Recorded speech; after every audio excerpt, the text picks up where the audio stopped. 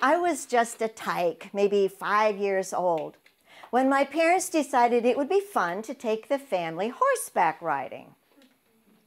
Of course, nobody in our family was a horse person. But the people at the stable said that was no problem. They would put us on mellow horses. Horses that would follow each other calmly and gently down the trail.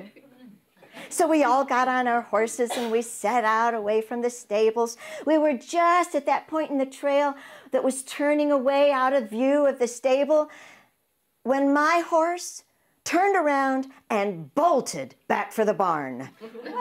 I bounced up and down and up and down and up and down. And when it was over, everybody remarked on how amazing it was. I was just 5 years old, and in the midst of crisis, I had not fallen off my horse. I was an adult before I decided I would horseback ride again. I thought perhaps I would take a lesson. So I went to the lesson, and along with everybody else in the class, I got up on my designated horse and we started walking around and around the ring. No trail ride for us. We walked around and around and around until the instructor decided we were ready to trot. So he gave us a few instructions, and then at his signal, magically, all those horses and riders started trotting around that ring, speeding past me and my horse.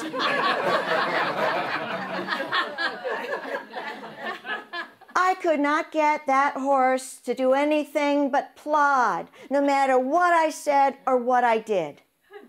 And then I realized that the instructor was directing all of his yelling at me. You, kick, kick, kick. How could I kick? My legs were spread out at an unnatural angle across that enormous beast. There was nothing way to have any purchase to kick anything. Finally, the instructor said, "Oh, all right, just stop." That was no problem. Horse stopped, and the instructor came over and said, "Here, try this." And he handed me this stick-like something. Before I even had a chance to ask him what to do with it, that horse took off around that ring, bolting past every other startled, trotting horse and rider. And I was bouncing up and down and up and down and up and down.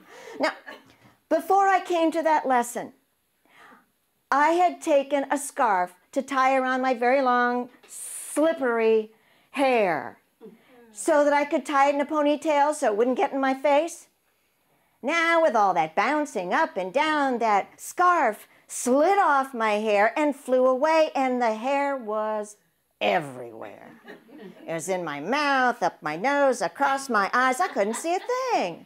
So I took my hand and I brushed the hair out of my eyes, and something thwacked me in the back of the head. But the hair was back in front of my eyes, so I brushed it out again. Thwack in the back of the head. Thwack, thwack. What in the world? And suddenly I realized that there were voices coming at me from every side of that ring. Put it down, put it down, put it down, put it down, put it down. Put what down? I had to see. Swipe, thwack in the back of the head. Swipe, thwack, swipe. And then I realized the chant had changed. The crop, the crop, the crop, the crop. What crop? I swiped again. Thwack, swipe, thwack, swipe. And then for one brief moment, I saw that the thing in my hand, the thing that the instructor had handed to me, was a crop.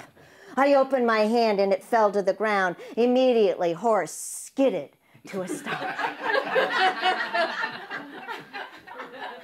For the rest of our time together, horse and I walked around the ring. And honestly, I enjoyed that pace.